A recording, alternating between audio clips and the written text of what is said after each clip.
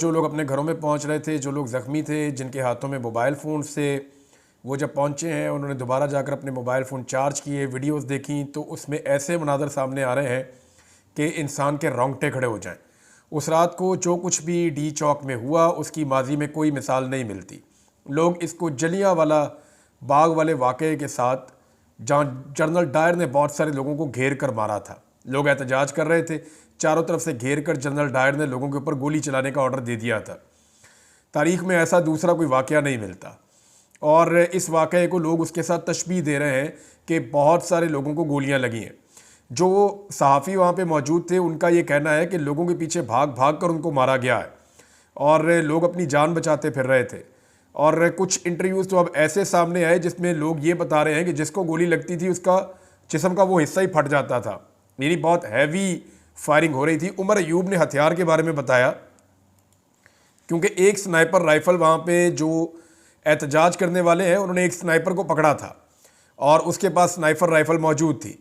उमर अयूब ने कहा कि रेमिंगटन 700 कैलिबर 308, ये जो 308 है ये कैलिबर G3 का कैलिबर भी यही होता है और ये हंटिंग राइफ़ल्स भी होती हैं और इन राइफ़ल्स को जो स्नाइपर्स हैं वो इस्तेमाल करते हैं जंगों में 1 किलोमीटर तक हिट करने के लिए, यानी 500 मीटर से लेके अगर कोई 1 किलोमीटर तक कोई शख्स है तो उसको हिट करने के लिए ये बेहतरीन टारगेट शूटिंग की राइफ़ल होती है, जो कि दहशतगर्दी की जंग में इस्तेमाल होते हैं। ये वेपन सिक्योरिटी इदारों ने तहरीक इंसाफ के वर्कर्स के ख़िलाफ़ वही हथियार इस्तेमाल किए हैं। इसकी स्पीड 741 मीटर फ़ी सेकंड है। अमेरिका की मशीन गन से रैपिड फायरिंग की गई है, ये भी जनाब उमर अयूब साहब ने कहा है। अब ये जो मनाज़र सामने आ रहे हैं नाज़रीन, इन्होंने पूरे पाकिस्तान में नहीं पूरी दुनिया में भौंचाल खड़ा कर दिया है। दुनिया के कई मगरबी ममालिक की असम्बलीज़ के अंदर, उनकी जो पार्लियामेंट्स हैं उनके अंदर इसके ऊपर आवाज़ उठाई जा रही है। जो यूरोपीय मीडिया है वो इसके ऊपर आवाज़ उठा रहा है, अमेरिका में इसके ऊपर आवाज़ उठाई जा रही है, ओवरसीज़ पाकिस्तानी इसके ख़िलाफ़ भरपूर अंदाज में आवाज़ उठा रहे हैं। लेकिन अगर कोई इसमें कुछ नहीं कर पा रहा तो वह पाकिस्तान तहरीक इंसाफ की क़यादत है। पाकिस्तान तहरीक इंसाफ की क़यादत यानी इमरान खान साहब का मुझे अच्छी तरह याद है कि एक ज़िले शाह था, एक ज़िले शाह की वो जांबक हुआ और उसके बाद इमरान खान साहब ने लेने के देने पड़ गए थे सबको। इमरान खान साहब ने आज तक कोई ऐसी तकरीर नहीं की जिसमें उन्होंने ज़िले शाह का जिक्र नहीं किया। वो जेल से भी ज़िले शाह का जिक्र करते हैं नाम लेके। अरशद शरीफ और ज़िले शाह इन दोनों का तस्करा ज़रूर करते हैं। इमरान खान कहते हैं खून ज़ाया नहीं होना चाहिए और इमरान खान अपने आदमी के साथ होने वाला जो डैमेज या नुकसान है उसके ऊपर एक कदम भी पीछे नहीं हटता। ये इमरान खान की सोच है। जब एक ज़िले शाह को लेकर इमरान खान ने ये किया था तो यहाँ तो बहुत सारे ज़िले शाह हैं, या तो इमरान खान साहब के बहुत सारे दीवाने हैं। अभी जो डाटा दिया है पाकिस्तान तहरीक इंसाफ ने, क्योंकि अब उन्होंने तस्वीर और नाम जारी कर दिए हैं, तहरीक इंसाफ ने 12 लोगों के बारे में कंफर्म किया है कि ये 12 लोग कंफर्म शहीद हो गए हैं डी चौक वाले साने में, जबकि मजीद शहादतें हैं जिनके बारे में अभी कंफर्मेशन लेने की कोशिश कर रहे हैं। बाकायदा प्रेस कॉन्फ्रेंस करके तहरीक इंसाफ ने बताया, मैंने मुकम्मल तस्दीक हासिल की है, बहुत सारे सहाफ़ियों से और ऐनी शाहिदीन से बात की है और अब मैं आपके सामने हकायक रख देता हूँ। अली अमीन गंडापुर साहब लोगों को क्या कहकर लेकर गए थे, आपको याद है? वो ये कहते थे कि हम नहीं आएंगे तो हमारा जनाजा पढ़ लेना, हमने नहीं आना डी चौक से। यानी अली अमीन गंडापुर को ये पता था कि डी चौक पे गोलियां मार के कत्ल कर दिया जाएगा। उन्होंने कारकुनों को जज्बाती खिताब के अंदर इस बात के लिए ज़हनी तौर पर तैयार किया कि हम मरने के लिए जा रहे हैं और ख़ुद भी कफन पहन लिया और लोगों को भी कफन पहना दिए। अब अली अमीन गंडापुर साहब और बुशरा बीबी लेकर कारकुनों को निकले। रास्ते में बुशरा बीबी ने दावा किया कि मैं अकेली भी रह गई तो मैं वहीं पे रहूंगी, आपने मेरा साथ देना है, आप गैरतमंद हैं।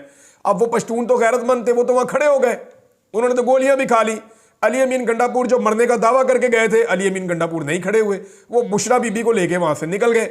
और वो मैंने वीडियो देखी है, उसके अंदर जो बेचारे नौजवान वहां पे खड़े थे अपनी जान कुर्बान कर रहे थे, वो इनकी गाड़ी को पत्थर मार रहे थे, इनकी गाड़ी को हाथ मार रहे थे, इनके ऊपर लानत भेज रहे थे कि तुम हमें छोड़कर यहां भाग रहे हो, और हमें यहां मौत के मुंह में छोड़कर तुम भाग रहे हो, तुमने तो हमारे साथ खड़े होना था, हम तो तुम्हारे साथ चलकर आए थे, तुमने तो क़यादत करनी थी। आप एक बात पे गौर करें नाज़रीन, एक बंदा ऐसा नहीं है एमपीए, एमएनए, सेनेटर या पार्टी का कोई ओहदेदार जिसे गोली लगी हो, एक बंदा ऐसा नहीं है।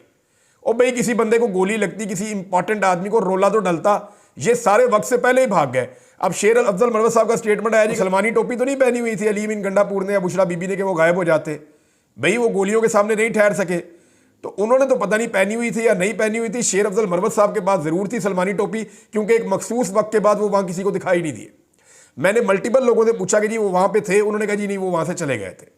और बहुत सारे और लीडर भी वहां से लड़ के चले गए थे, क्योंकि कोई भी डी चौक नहीं जाना चाहता था। अली अमीन गंडापुर साहब ने डी चौक ना जाने की अपनी जिद एक मरतबा फिर पूरी की है। वो डी चौक तक नहीं पहुंचे, वो डी चौक से 1 किलोमीटर दूर रहे हैं, और वो 1 किलोमीटर दूर जो फासला है वहीं से फिर वो वापस निकले हैं और बुशरा बीबी को लेकर गए हैं। दावा ये कर रहे हैं कि मैं उनको नहीं छोड़ सकता था, वो गिरफ्तार हो सकती थी।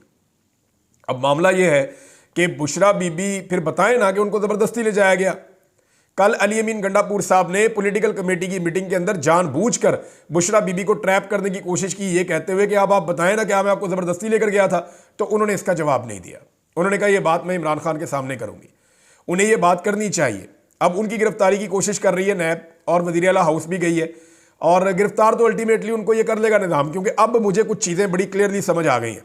क्योंकि देखें, ये एक लिमिट थी कि गोली नहीं चलाई जाएगी, लेकिन वो लिमिट अब क्रॉस हो गई है। इसका मतलब यह है कि पाकिस्तान का निज़ाम, पाकिस्तान की एस्टेब्लिशमेंट और पाकिस्तान की हुकूमत अब ये समझ चुके हैं कि किसी सूरत भी उन्होंने इमरान खान को नहीं आने देना। तो इमरान खान को रोकेंगे कैसे? अभी अमेरिका में एडमिनिस्ट्रेशन तब्दील होने जा रही है, उसकी तब्दीली से पहले पहले इन्हें कोई बड़ा खेल खेलना पड़ेगा, वरना इमरान खान इनको नहीं छोड़ेगा। इमरान खान जिसने एक कत्ल को लेकर आज तक इनका गला पकड़ा हुआ है, क्या वो इतने सारे कत्लों के बाद अपनी गिरफ्त छोड़ देगा? क्या वो इसका जवाब नहीं मांगेगा? इसका जवाब उन तमाम लोगों को देना पड़ेगा जिन्होंने ये कत्लेआम किया है। पाकिस्तान तहरीक इंसाफ जो है वो अजीबोगरीब किस्म के मुतालबात कर रही है। यानी कभी वो कहते हैं कि चीफ जस्टिस इसके ऊपर सो मोटो ले ले, भाई वो इख्तियार ही खत्म हो गया।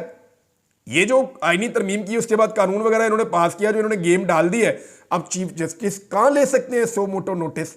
अदालत तो इनके कंट्रोल में है और मुकम्मल कंट्रोल में है। आप अब कुछ भी नहीं कर सकते। अगर वो आपकी जमात पे पाबंदी लगाएंगे तो आईनी अदालत में मामला जाएगा, आप फारग हैं, आईनी अदालत आपके खिलाफ फैसला देगी। अगर वो गवर्नर राज लगाएंगे, आईनी अदालत में केस जाएगा, आईनी अदालत आपके खिलाफ फैसला देगी, आप बिल्कुल फारग हैं। अली अमीन गंडापुर को लोग जो हैं वो बहुत गुस्से में है उसके खिलाफ, और लोग ये कह रहे हैं कि बड़े बड़े दावे करके हमें ले गए और वहां से ये हमें छोड़कर भाग आए।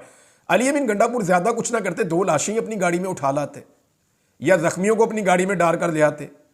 कुछ तो अली अमीन गंडापुर ऐसा करते, अपने लोगों का उनके अंदर दर्द था तो वो रुकते, देखते कौन जख्मी हो रहा है, किसे गोली लग रही है। अली अमीन गंडापुर में शर्तिया आपको कहता हूं, ये पैदल चल के ऐसे जाता ना, गोली चलना बंद हो जाती, क्योंकि वजीर आला को गोली नहीं मारी जा सकती। मुझे नहीं लगता कि यह निज़ाम वजीर आला को गोली मार देता। वजीर आला को गोली मार देता तो बात ही खत्म हो जाती, फिर मामला कहीं से कहीं चला जाता। एक एमपीए, एक एमएनए, एक सेनेटर या एक कारकुन को गोली नहीं लगी और वहां से ये लोग भाग गए सारे के सारे। कारकुनों को छोड़कर बेयारो मददगार भाई लाशें ही उठा लेते उनकी, वहां से कम से कम पैरा ही दे देते। एक बंदे का पोस्टमार्टम रिपोर्ट नहीं है इनके पास अभी तक, और कोई कानूनी रास्ता इन्होंने अभी तक इख्तियार नहीं किया। किसी अदालत में दरखास्त नहीं डाली, किसी पुलिस स्टेशन में इन्होंने दरखास्त नहीं दी, किसी जगह पे किसी किस्म का इन्होंने अपना कानूनी मौक़िफ़ नहीं अपनाया।